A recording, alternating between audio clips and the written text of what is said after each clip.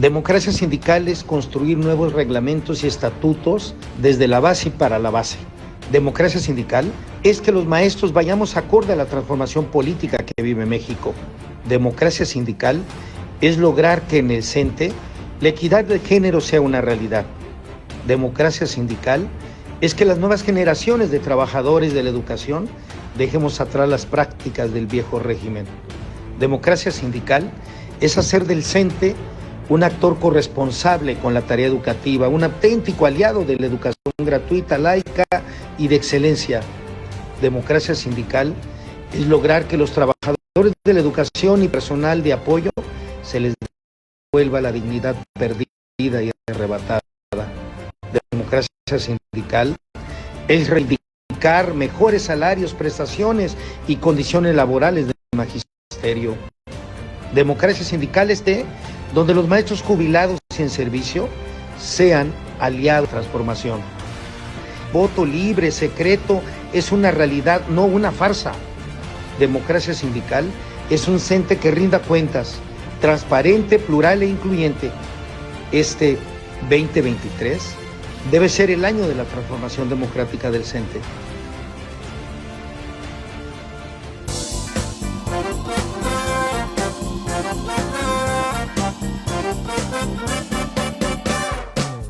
Hoy es el día de construir un nuevo CENTE en el país, el que defienda y dé su valor a los maestros de México, desde Tijuana a Yucatán.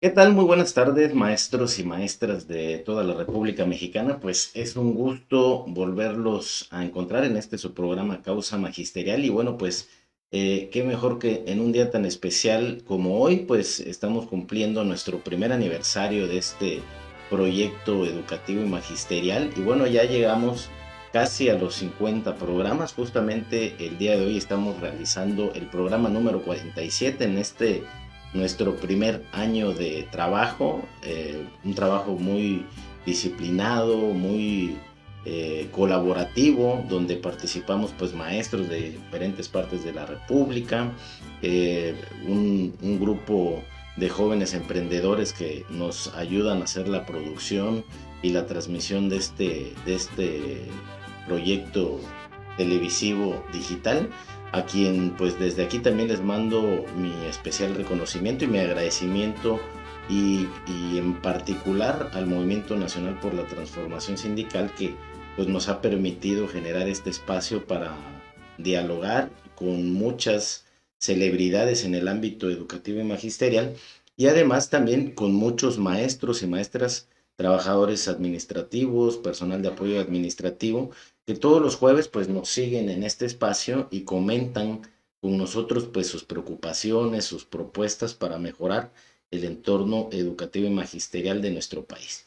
Y bueno, pues después de esta celebración, que como te dije es nuestro primer año, nuestro primer aniversario, pues el día de hoy le vamos a dar la bienvenida a una nueva campaña que estamos realizando a nivel de Causa Magisterial conjuntamente con el Movimiento Nacional por la Transformación Sindical, que es justamente la campaña de 2023, el año de la transformación democrática del Sindicato Nacional de Trabajadores de la Educación, particularmente porque luego de reflexionar y hacer diagnósticos, prospectivas, análisis muy minuciosos, los maestros que estamos agrupados en este gran movimiento, pues consideramos que este tiene que ser el año en el que la autoridad laboral, la autoridad educativa, las autoridades gubernamentales, pues contribuyan también a lograr lo que por mucho tiempo ha sido un anhelo de maestros y maestras que están buscando que se logre democratizar este sindicato y acabar pues de una vez por todas con los cacicazgos que han sido parte de la historia de este sindicato y todo lo que ello conlleva, ¿no? Con el cacicazgo magisterial, pues que tiene que ver con estas elecciones poco transparentes, con estas elecciones totalmente parcializadas en beneficio de una camarilla, de una cúpula que actualmente se encuentra dirigiendo el Sindicato Nacional de Trabajadores de la Educación. Y bueno, pues proponer la posibilidad de que todos y todas las expresiones que integran el sindicato puedan programación o nuestra parrilla de contenidos de causa magisterial, pues estos mensajes en diversos videos, en diversos carteles gráficos, donde nosotros te invitamos también a que los descargues, que los compartas, que los promuevas en tu escuela, con tus compañeros maestros, maestras, con supervisores, con directivos, para que empecemos a hablar este lenguaje de la democracia y del por qué la democracia debe de reinar en el Sindicato Nacional de Trabajadores de la Educación, particularmente en estos momentos donde México está viviendo una transformación nacional, donde han habido varias modificaciones a las reformas educativas, laborales, que tienen como objetivo pues lograr un nuevo esquema cada vez más democrático en nuestro país y donde el sindicato, pues por supuesto, no está ajeno, ¿no? Entonces, esta campaña, pues, va a estar propagándose en nuestras redes sociales y bueno, pues, te pedimos el apoyo para que nos ayudes a compartirla. Y bueno, ya para pasar al tema en cuestión, el día de hoy vamos a tener una charla bastante interesante con el maestro José Tassat en esta lógica de entrevistar a personajes de corte internacional que nos den otra mirada del acontecer síndico magisterial en diferentes partes del continente americano y particularmente de Latinoamérica. Y por eso invitamos al maestro Tassat, que es un escritor ampliamente reconocido en su país y a nivel latinoamericano, por promover esta idea de los valores en el magisterio, estos valores o la ética en los ambientes magisteriales. Y bueno, pues la democracia es un valor fundamental que estamos todos tratando de construir y justamente eso es lo que vamos a hablar con el maestro y doctor José Tassat, quien nos va a estar hablando de varios temas que tienen que ver con la lucha social, que tienen que ver con el bienestar general, las tensiones que se dan entre los poderes que actualmente ostentan los liderazgos en los gremios magisteriales y estas resistencias naturales como son estas expresiones democráticas que existen en todos los países.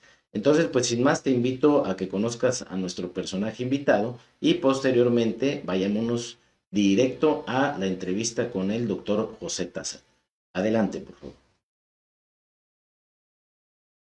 José Alfredo Tassat cuenta con un perfil académico y profesional como doctor en educación y licenciado en psicología, reconocido por sus aportes a la trama de pensamiento crítico americano y su esfuerzo por dar visibilidad a pensadores poco trabajados en el campo académico. Su trayectoria profesional va desde la administración pública y en la asistencia técnica para organismos internacionales, como en el ejercicio docente, que destacó como coordinador de proyectos educativos en la Secretaría de Educación del Gobierno de la Ciudad Autónoma de Buenos Aires.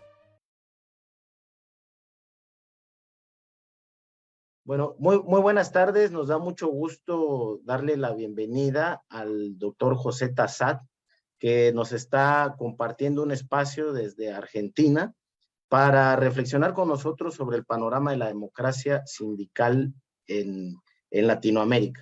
Bienvenido, estimado doctor.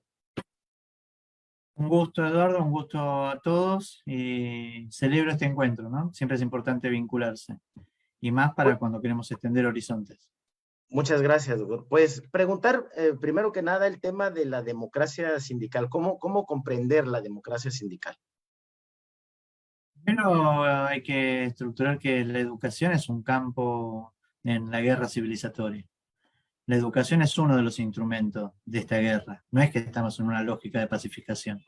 Es una guerra civilizatoria de hace tantos siglos y la condición nuestra es una condición de trabajador. Es desde este ámbito, desde esta condición que nosotros nos enunciamos. Me parece que los máximos logros que obtuvo la humanidad para alejarse del individualismo, la pérdida de libertad o la razón instrumental, es necesario que nos agrupemos quienes tenemos una misma condición para pelear por mejores condiciones laborales. Y en ese tramo me parece que cada país, cada entramado, cada paisaje va constituyendo sus horizontes, siempre con hegemonías que gozan de su poder. Y entonces las condiciones laborales a veces se hacen tediosas, dificultosas, estables para los grandes poderes, la corporación de los pulcros, y lo que necesitamos hacer es ejercitar nuestro hastío, nuestra bronca, ¿no? Nuestra condición para que se sepa, para que se tenga en la agenda pública la necesidad de poder cambiar el sistema educativo y las condiciones laborales de los docentes. Pues en definitiva somos trabajadores y el movimiento de los trabajadores se une sobre una misma causa, que es la mejora de las condiciones salariales y las condiciones laborales. Ahora, ¿cómo identifica usted esta lucha? O sea, anteriormente la lucha pues era una lucha más violenta, revolucionaria, pero en los contextos actuales esto es difícil comprenderlo o aterrizarlo por el mismo empoderamiento de los grupos de poder. Sí, si hacemos por analogía, hay un Bim Bam, ¿no?, que constituyó el universo. Hay un Bim Bam que constituye las organizaciones y que se cristalizó en la burocracia sindical, en la burocracia empresarial, en la burocracia del sistema político, eclesiástico. Una generación que no quiere abandonar sus privilegios, que goza netamente del poder, que tiene muy poco reflejo del dolor, ¿no?, del otro, y el otro es su misma condición. ¿Bien? Entonces, me parece que ahí la lucha de los trabajadores en todo lo que fue el siglo pasado fue ampliar derechos concretos, sociales, laborales, civiles, pero también conlleva la corporación de los pulcros, la corporación de los que siempre están, la corporación que manejan los hilos visibles o invisibles del sistema electoral, van restringiendo las posibilidades de las esperanzas. Pero las esperanzas son como el deseo es no perentorio, siempre insiste, siempre está. ¿Bien? La lucha no es de quienes ostentan el poder, la lucha siempre es de quienes reciben las órdenes, porque ahí hay una verdad y una certeza que no está en la posibilidad de una entrega. Ellos sí, ellos entregan su convicción, ellos entregan totalmente al otro, porque lo único que hacen es gozar. Ustedes tienen la potestad de la lucha, y la lucha siempre es una convicción de que no se tiene que negociar. Es como la ética. La ética es aquel campo del cual estamos dispuestos a no entregar. Bueno, es desde ese ámbito que hay que seguir generando la épica, ¿no?, lo constante, ¿bien?, sosteniéndose. ¿Para qué? Para poder llegar siempre en una epopeya, ¿bien? En una epopeya que es una épica en conjunto. Nunca es aislado, nunca es solo. Lo que busca más que nada los poderes son siempre entristecer, siempre aislar, siempre alejarnos de las luchas. Bien, resignar nuestro deseo.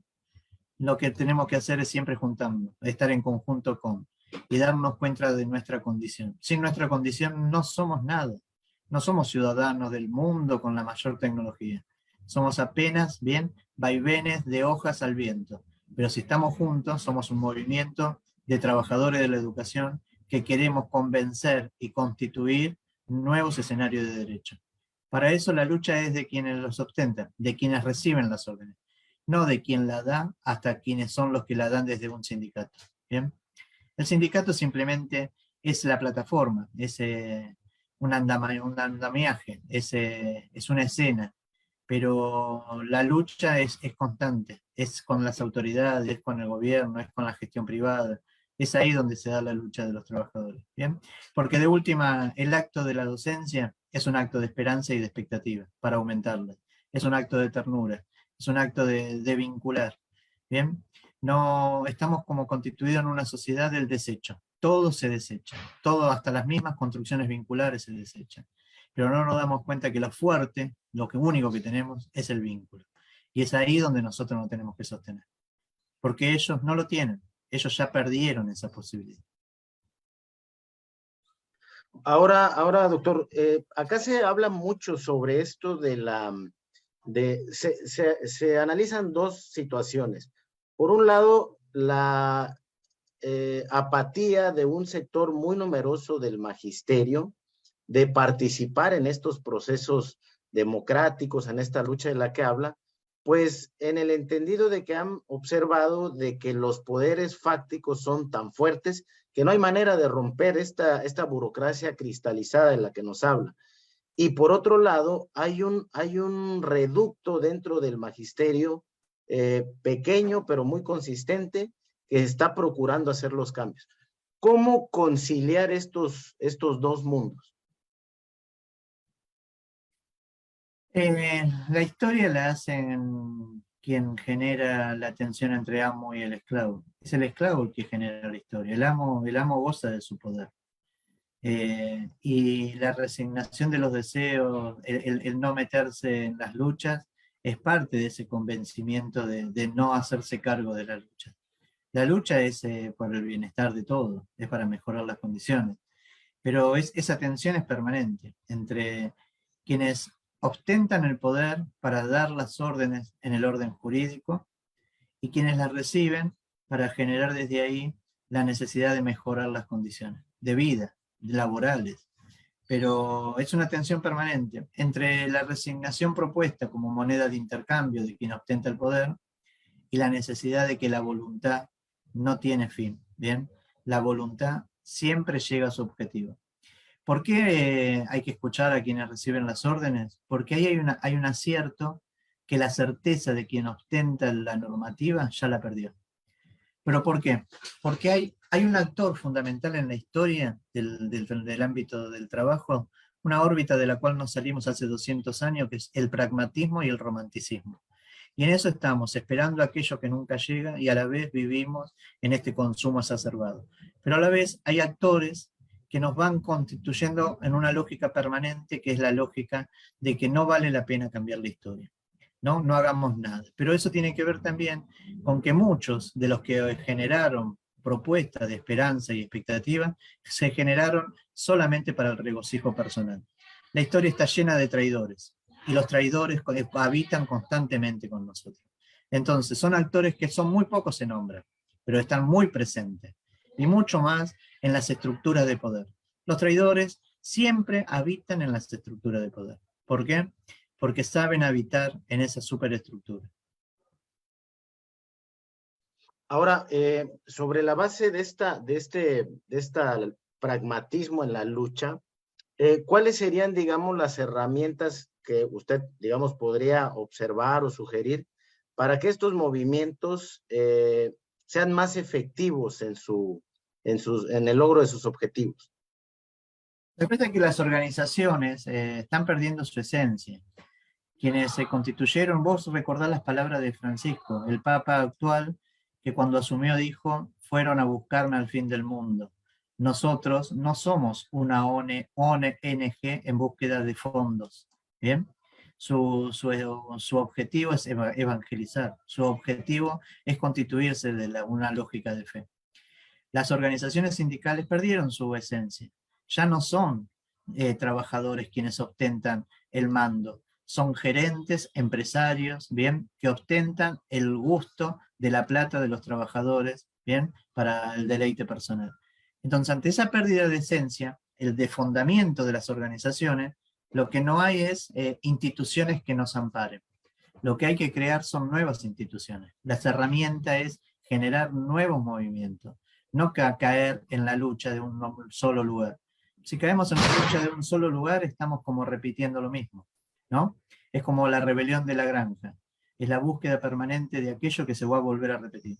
Hay que crear nuevas instituciones. Hay que salir de las instituciones del siglo pasado que nos quieren convencer que son las únicas normativas posibles. Hay que inventar nuevas asociaciones. Hay que inventar nuevas estructuras de poder. Hay que controlar mucho más a quienes nos controlan. Hay que generar la posibilidad de generar posibilidades concretas, democráticas, constantes.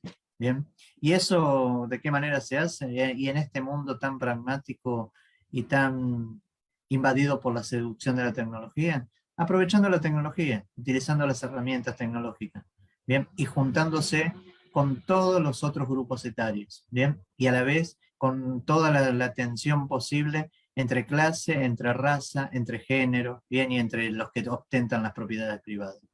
Es ahí, es en esa búsqueda. Nuevas instituciones. Ya están, las instituciones dadas están dadas simplemente para ello. Seguir jugando con las cartas que ellos nos establecen es saber de que nos van a mentir con sus propias cartas. Hay que crear nuevas instituciones. Ahora, doctor, hablando de estas nuevas instituciones, hablando de transformación, ¿qué le dicen, por ejemplo, en el panorama nacional o internacional, estos gobiernos que se han catalogado de izquierda, que llegan con propuestas a manera de nuevas instituciones, como es el caso, por ejemplo, en México? En México llega por primera vez un presidente de izquierda o que se asume de izquierda, plantea una transformación profunda del Estado mexicano, y dentro de ello, en el ámbito sindical, magisterial, plantea una reforma que habla de democracia sindical, de reivindicación del maestro, de los valores del magisterio, pero en la práctica pareciera ser, aquí le denominamos un gatopardismo, ¿no? Es decir, siguen transformando las cosas para que todo siga igual. ¿Qué visión tiene usted de esto? Linera hace muy poco, el ex vicepresidente boliviano, dijo en un reportaje: los partidos progresistas que se constituyen en América como una posibilidad distinta de administrar lo público, ¿no? O para cambiar lo público, lo único que hicieron fue administrarlo, ¿bien? No generaron ningún cambio. Entonces, cuando uno no genera cambio y se vuelve solamente gerente de las cosas dadas, es evidentemente la pérdida de esperanza y expectativa de quienes lo votaron. Me parece que hay un relato muy fuerte también que se juega en el mundo, que es entre la nueva forma de conservar el poder, ¿no? Las clases dominantes, lo que yo denomino corporaciones de los pulcros, los eternos, ¿bien? Los que vienen en siglos y siglos estando aplicando la norma para ellos mismos, con sus propiedades privadas, y la corporación de lo público. La corporación de lo público son todos aquellos que evidentemente generamos y tendemos a nuevos horizontes de derecho, y estamos ahí como intentando generar. Las estructuras partidarias como sistema democrático de vida están muy partidas entre esto y aquello. Siempre es la soberanía popular la que establece nuevas formas y nuevos horizontes. Nunca va a venir del poder conservador, siempre va a venir del ámbito de los partidos populares, porque es ahí, en esa esencia. Seguramente cuando llegan, seducidos por el poder, simplemente terminan administrando. Pero hay una otra corporación. No solo estamos por la corporación de los pulcros, los eternos que conservan, y la corporación de los públicos, los que intentamos cambiar los horizontes para ampliar los derechos, sino que estamos rodeados en el medio por corporaciones de las contraorganizaciones, lógicas que funcionan con provecho propio del ámbito de lo público para la obtención de su propio beneficio. Contraorganizaciones que están presentes en todo el ámbito de lo público. Si es como si, Eduardo, si uno viese un teatro, en la primera escena uno ve simplemente los actores, el sistema político, los sindicatos. Ahora desde atrás de bambalina, están quienes realmente son los permanentes, los eternos, los que saben constituirse en esa lógica de poder, porque de ahí sacan su provecho.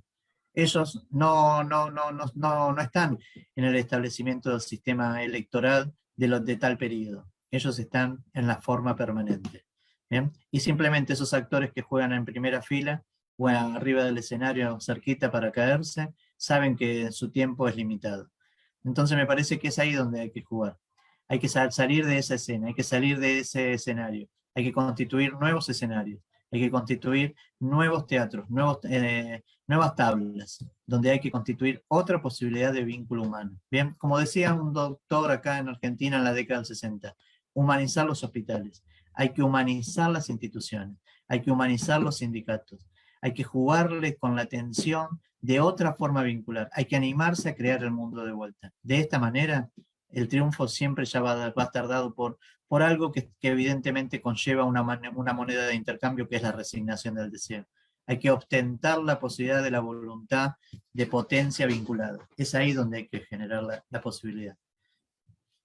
Ahora, doctor, el fin me parece muy loable. pero en los contextos actuales que usted describió, incluso, y que estamos viviendo, pues, en la realidad latinoamericana, ¿es posible esto? ¿Es posible regresar al humano que se ha ido perdiendo de a poco? Algo nos pasó con la pandemia, ¿no? La pandemia trajo como una condición de cuidar lo único más esencial que tenemos, que es la vida. Si seguimos exacerbando el deterioro, la destrucción, la extracción del ámbito de lo que denominamos recursos humanos, eh, generamos esa tensión que decía Freud entre la vitalidad y la pulsión de muerte. Digo, el ámbito del relato humano está llegando, digamos, a una forma de conciencia necesaria de la limitación de su daño. ¿Bien? Hay que generar lo que dicen en el campo andino, un pachacuti. Hay que buscar el vuelco, hay que buscar otra forma de vincularse, porque de esta manera la ostentación sigue siendo la misma. Y el campo educativo tiene muchas deudas. El campo educativo no pudo cumplir con el deseo máximo de que todos terminen los niveles de lo que se denomina educación superior. ¿Superior a qué? Son muy pocos los que lo terminan. Son muchos los que quedan en educación media, en polimodal. Y son muchos también los que quedan solamente o terminan en educación primaria. Si es un bien social, es un derecho, es obligatorio, ¿qué es lo que pasa? Que los estados o las gestiones privadas no pueden garantizar ni siquiera ese derecho. ¿Qué pasa con esta mercantilización de la vida? Entonces ahí hay algo de ese rasgo del desecho, del consumo exacerbado, de la enajenación, de seguir vinculándonos con las nuevas tecnologías para que sigan siendo nuevas formas de colonización. Las palabras, Eduardo, no las tenemos nosotros. Las palabras las siguen enunciando ellos. Cuando nosotros tengamos potestad de enunciar nuestra propia palabra, vamos a tener potestad de nuevos escenarios. Mientras tanto, seguimos jugando en el teatro de ellos.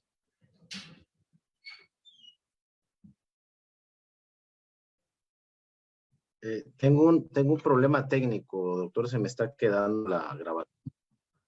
Sí, pero ahí Perdón, continúo. Ahí continúo. Sí.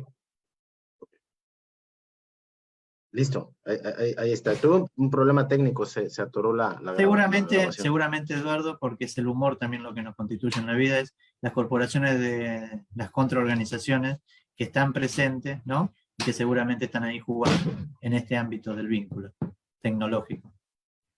Ahora, doctor, para ir perfilando la recta final de esta charla, ¿hacia dónde?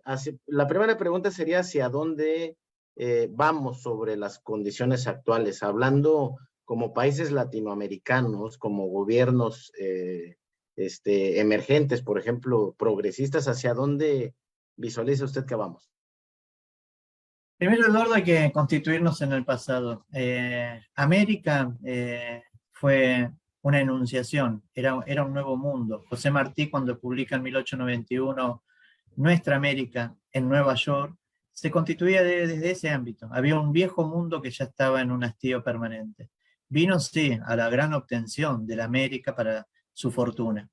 Pero también acá nuestra lógica es distinta. Nuestra forma de pensar no es binaria. Nuestra forma de pensar se constituye en un pensamiento dual. Esa es nuestra gran diferencia. Nosotros podemos convivir y en esa convivencia no establecemos la necesidad de los antagonismos.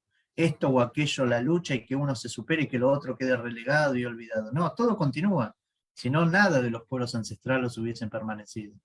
Bien, digamos, nuestros rituales, nuestros mitos, nuestras formas ancestrales, populares, de la lucha femenina, digo, hay millones de cosas que habitan en nosotros y están presentes. ¿Por qué? Porque es algo muy fuerte y tiene que ver con el pensamiento dual. El pensamiento dual es un pensamiento mestizo que tenemos en América, que sí, se constituyó con este mestizaje raro que fuimos constituyendo de nuevas esperanzas, de nuevos mundos, de nuevas posibilidades. Bien, quizás existen otras formas de sabidurías en cada uno de los continentes.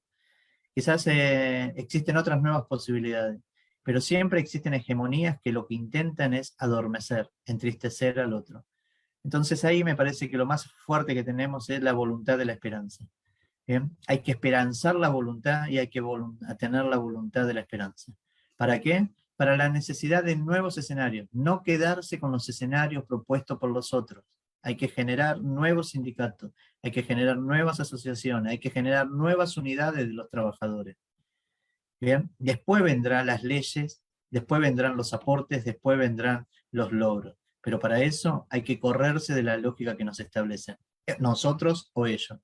Y no se dan cuenta que detrás de todo yo hay un nosotros. Perfecto. Bueno, para ir concluyendo, doctor, me llama mucho la atención estos nuevos escenarios que plantea. ¿Usted cómo los visualizaría? O sea, en la práctica, ¿cómo sería un nuevo sindicato, por ejemplo, de maestros? Es que no quedarse en la órbita de un solo trabajador. Son trabajadores de la educación. Los asistentes tienen que estar, los auxiliares tienen que estar, ¿bien? Parte de la comunidad tiene que estar. Yo no armaría un sindicato solamente de un ámbito de rol. Tiene que haber nuevas instituciones que conlleven nuevas uniones de trabajadores. Entonces ahí uno da un salto, sale del laberinto. Cuando uno está metido en un laberinto no sabe cómo salir. Evidentemente hay que agarrar un banquito, pararse y mirar para arriba para poder salir. Y eso es en conjunto con otros, con todos los otros trabajadores que puedan conformar una confederación de trabajadores de la educación. El docente no lo hace solo, sino hay alguien que limpie el aula, alguien que genere la administración, ¿bien? Alguien que genere la supervisión. Es en conjunto con nosotros, nunca solo. Y también con la comunidad educativa. ¿Bien? Perfecto, doctor. Pues, ¿algo más que desee usted añadir? ¿Alguna conclusión final? Nada, que la historia siempre nos invita a creer que las cosas son imposibles de llegar. Pero las gotas caen en un vaso hasta que rebalsa. Hay que seguir insistiendo en que las gotas sigan cayendo. Bueno, pues muchísimas gracias, estimado doctor. Pues bueno, como pudiste observar, pues el doctor José Tassat nos da un análisis muy concienzudo del por qué los valores son tan importantes que reinen en la vida escolar, en la vida laboral, en la vida magisterial, y cómo los valores pueden hacer los grandes cambios que nosotros, en este caso como maestros mexicanos, maestros y maestras mexicanas, pues estamos esperando. Bastante interesante esto que nos dice de la voluntad de la esperanza. Es una frase que a mi gusto fue o es elemental en la entrevista del doctor José Tassat, porque nos habla de cómo no perder la esperanza en esta lucha que se tienen, o en estas luchas sociales que se dan, y particularmente la lucha magisterial, pues que ha sido una lucha histórica, no se ha construido de la noche a la mañana. Llevamos varios años ya, las y los maestros, desde aquellos años del cardenismo, donde las primeras expresiones magisteriales se empezaron a agrupar en magisterios rurales, o en agrupaciones de maestros rurales que empezaron a pugnar por cambios que redituaran en mejoras a la calidad de vida de las y los maestros. Y bueno, hasta el día de hoy, ya después de casi 90, 100 años aproximadamente de los orígenes de la lucha magisterial, pues hoy todavía continuamos perfeccionando la vida magisterial, y pues bueno, eso nos obliga a todas y todos los que estamos haciendo, picando piedra para lograr romper los cotos de poder en el magisterio, pues a esperanzar la voluntad. Y bueno, esa es la gran reflexión que tenemos que hacer y que nos deja el doctor Tassat. Y que bueno, pues esperamos que hayas disfrutado de esta charla, un poco breve, pero muy sustancial, la que tuvimos con él. Y te invitamos la próxima semana a seguirnos en esta transmisión. Vamos a tener a un invitado también de superlujo. En este caso vamos a invitar a un prestigiado académico del Uruguay, como el doctor Chimuris. Él nos va a estar hablando sobre estos temas, no solo de los valores, sino cómo es la vida sindical en el Uruguay, qué es lo que han hecho ellos desde allá para mantener la democracia en su sindicato. Y bueno, te invitamos a que nos sigas el próximo jueves con esta charla muy interesante. Y sin más, bueno, pues nuevamente agradeciendo nuestro primer aniversario a todos los colaboradores de Causa Magisterial, como al compañero Darinel, al compañero Raúl, por ahí a la maestra Gladys también que nos apoya, por supuesto al maestro Ricardo Aguilar, que confió en este proyecto y nos está apoyando conjuntamente con todos los integrantes del Movimiento Nacional por la Transformación Sindical a continuar con este proyecto de Causa Magisterial. Pues desde aquí les mandamos un fraterno abrazo y nuestro agradecimiento. Y sin más, te invito a que nos sigas el próximo jueves en Causa Magisterial. Hasta luego.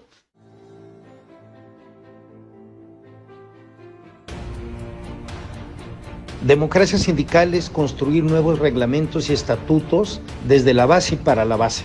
Democracia sindical es que los maestros vayamos acorde a la transformación política que vive México. Democracia sindical es lograr que en el CENTE la equidad de género sea una realidad. Democracia sindical es que las nuevas generaciones de trabajadores de la educación dejemos atrás las prácticas del viejo régimen. Democracia sindical es hacer del CENTE un actor corresponsable con la tarea educativa, un auténtico aliado de la educación gratuita, laica y de excelencia. Democracia sindical es lograr que los trabajadores de la educación y personal de apoyo se les devuelva la dignidad perdida y arrebatada. Democracia sindical es reivindicar mejores salarios, prestaciones y condiciones laborales del magisterio. Democracia sindical es tener un CENTE donde los maestros jubilados y en servicio sean aliados de una sociedad en transformación. Democracia sindical es entender que el voto libre, secreto, es una realidad, no una farsa. Democracia sindical es un CENTE que rinda cuentas, transparente, plural e incluyente. Este 2023 debe ser el año de la transformación democrática del CENTE. ¿Vas a concursar por una plaza magisterial y no conoces la forma en que te evaluarán? Te ofrecemos un acompañamiento desde el inicio hasta la conclusión del proceso evaluatorio en UCICAM. Somos pioneros en capacitación para aspirantes a plazas docentes. Beneficios: explicamos todos los factores y etapas de la evaluación. Verificamos tu documentación para generar correctamente tu cita. Asesoramos jurídicamente en caso de controversias con la autoridad educativa. Capacitamos en los temas de evaluación de UCICAM. Entrenamos para la examinación de reactivos de opción múltiple. Contáctanos y recibe una asesoría personalizada. F Consultores. Somos una asociación conformada por profesionales en diversos ámbitos científico y tecnológico. Nos enfocamos en servicios educativos y asesoría técnica especializada. Brindamos asesoría y capacitación en materia educativa, mercadológica y jurídica. Contamos con atención en línea y presencial. Nuestra experiencia en el sector nos consolida como una consultoría de prestigio, brindando formación profesional a miles de docentes, estudiantes y emprendedores en diferentes ramas. Conoce más de nosotros en www.fconsultores.com y @fconsultores en Facebook. Causa Magisterial, televisión digital especializada en temas educativos, magisteriales y sindicales. Síguenos y no te pierdas nuestras entrevistas con académicos, docentes, investigadores y funcionarios públicos, entre otros. Todos los jueves en punto de las 7 de la noche en Facebook Live.